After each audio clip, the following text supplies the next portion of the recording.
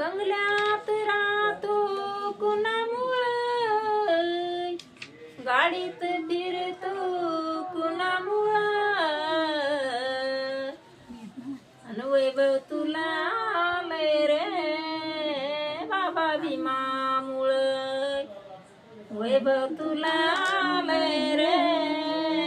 बाबा भीमामुळं. मोठा साहेब तू झाला नको बाबा संग भीमानी, पैशाचा गर्व झाला